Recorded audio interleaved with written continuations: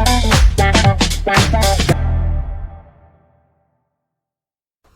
Friends, ரீசெண்டாக பார்த்தீங்கன்னா எங்கள் ஊர் தென்காசியில் பஸ்ஸில் பயணம் பண்ணிக்கிட்டு இருந்த பார்வையில்லாத மாற்றுத்திறனாளி ஒருத்தரை தென்காசியிலேருந்து கடையம் போகிற வழியில் புடல்புதூர் பக்கத்தில் டிரைவரும் கண்டக்டரும் சேர்ந்து இறக்கி விட்டதாக ஒரு நியூஸை பார்த்தோம்.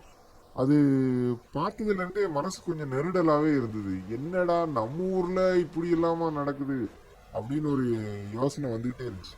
பொதுவாகவே பார்த்தீங்கன்னா இந்த டிரைவர்ஸு கண்டக்டர்ஸ் எல்லாமே மக்கள்கிட்ட ரொம்ப ரூடாக நடந்துக்கிறதா நிறைய நியூஸ்களை நம்ம பார்த்துக்கிட்டே இருக்கோம்.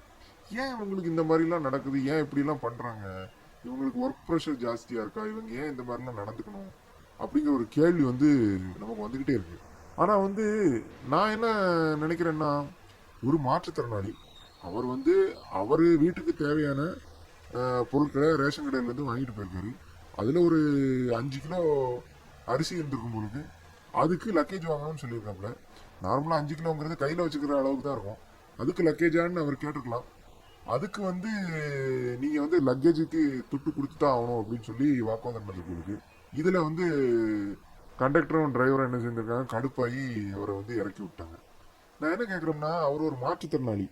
அவருக்கு ஒரு மனிதாபிமானத்தின் அடிப்படையில் ஒருவேளை அந்த லக்கேஜுக்கு துட்டு வாங்கக்கூடிய ஒரு சூழ்நிலை இருந்தாலும் கூட மனிதாபிமானத்தின் அடிப்படையில் அவருக்கு ஒரு சலுகை செய்யலாம். அது ஒரு பெரிய விஷயம்லாம் ஒன்றும் கிடையாது.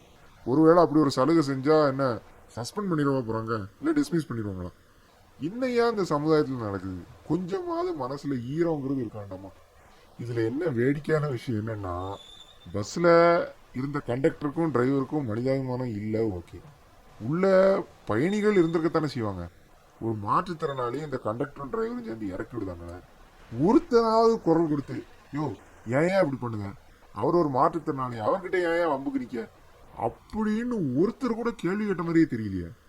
அப்போ பஸ்ஸில் இருக்கிற கண்டக்டருக்கும் டிரைவருக்கும் மட்டும் மனிதாபிமானம் இல்லாமல் இல்லை, பயணிகளுக்குமே இருக்காங்கிற சந்தேகம் நமக்கு மனசுக்குள்ள ரொம்ப ஆழமாக தோணுது. ஒன்று, இந்த பஸ்ஸில் இருக்கிற கண்டக்டர்ஸுக்கும் டிரைவர்ஸுக்கும் ஒழுங்கான வேலையை கொடுங்க, அவங்களோட ஒர்க் ப்ரெஷரை குறைங்க. அப்படி இல்லைன்னா இந்த மாதிரி ஆளுகளெல்லாம் வேலையை விட்டு முதல்ல தூக்குங்க. மனிதாபிமானம் இல்லாதவங்களெல்லாம் எதுக்கு வேலைக்கு வச்சிருக்கீங்க? எங்களோட வரிப்பணத்தில் அவங்களுக்கு சம்பளம் கொடுத்து, அவங்களுக்கு படியும் கொடுத்து, பாலத்துக்கு வழியும் கொடுத்துருப்பீங்கன்னா அதுக்கப்புறமா அவங்க எங்களையே வண்டியை விட்டு கீழே இறங்குங்கன்னு சொல்லுவாங்க. யோ, கொஞ்சமாவது நியாயம் இருக்காயா? ஆனால் இந்த ஒரு சம்பவத்தினால ஒட்டுமொத்த டிரைவர்ஸ் அண்ட் கண்டக்டர்ஸை நம்ம குறை சொல்ல முடியாது. ஏன்னா நல்ல நேர்மையாக வேலை பார்க்குற சில டிரைவர்ஸ் அண்ட் கண்டக்டர்ஸ் இருக்கத்தான் செய்கிறாங்க. மக்களோட வரிப்பணத்தில் தான் நமக்கு சம்பளம் கிடைக்கிறதுங்கிறது தெளிவாக தெரிஞ்ச டிரைவர்ஸும் கண்டக்டர்ஸும் இருக்காங்க. அவங்களுக்கு இது பெருசாக ஒன்றும் ஃபீல் ஆகாது. ஆனால் சில தற்குறிகளுக்கு கொஞ்சம் ஃபீல் ஆகத்தான் செய்யும். அதுக்கு ஒன்றும் செய்ய முடியாது.